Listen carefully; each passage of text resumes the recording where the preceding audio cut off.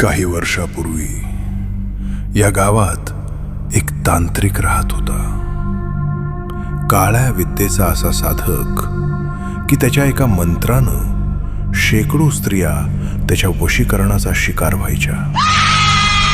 त्याच्याकडे पाहणाऱ्यांच्या डोळ्यात स्वतःचं अस्तित्व हरवून जायचं आणि त्याच्या सावलीवर पाय पडणं म्हणजे मृत्यूला निमंत्रण मानलं जायचं.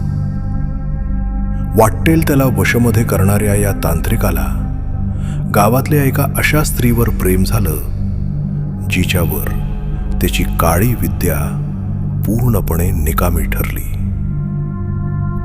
एका अमावस्येच्या मध्यरात्री तिला मिळवण्यासाठी त्यानं त्याच्या काळ्या विद्येतील सर्वात कठीण व घातक वशीकरणाचा विधी सुरू केला.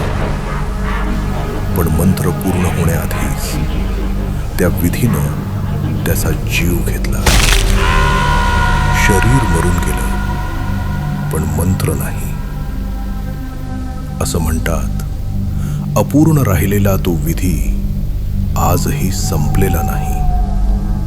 दर अमावस्येला त्याचा आत्मा त्याच स्त्रीचा शोध घेत गावभर फिरतो, हाका मारतो.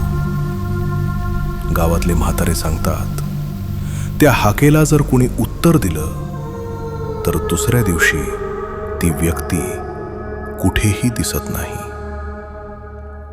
आज अमावस्या आहे आणि तो पुन्हा एकदा तिचं नाव घेतोय.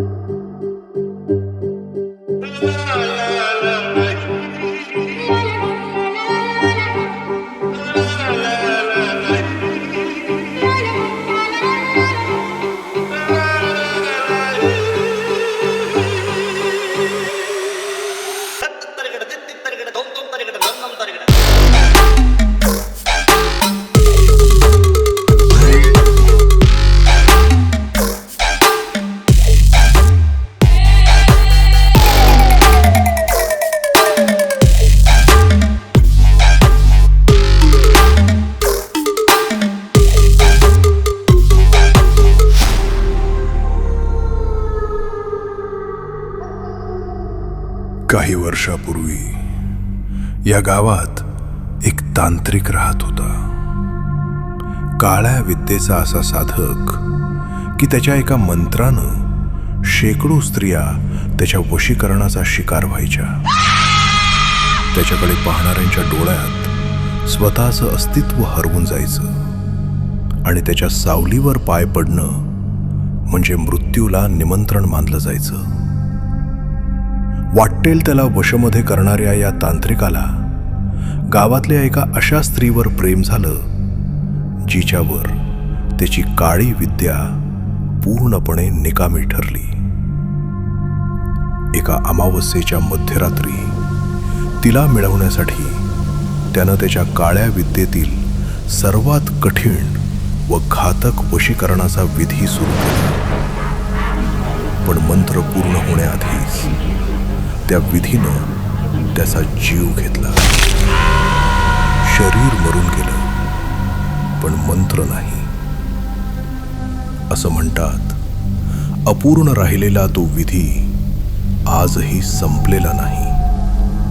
दर अमावस्येला त्याचा आत्मा त्याच स्त्रीचा शोध घेत गावभर फिरतो, हाका मारतो. गावातले म्हातारे सांगतात, त्या हाकेला जर कोणी उत्तर दिलं तर दुसऱ्या दिवशी ती व्यक्ती कुठेही दिसत नाही. आज अमावस्या आहे आणि तो पुन्हा एकदा तिचं नाव घेतोय.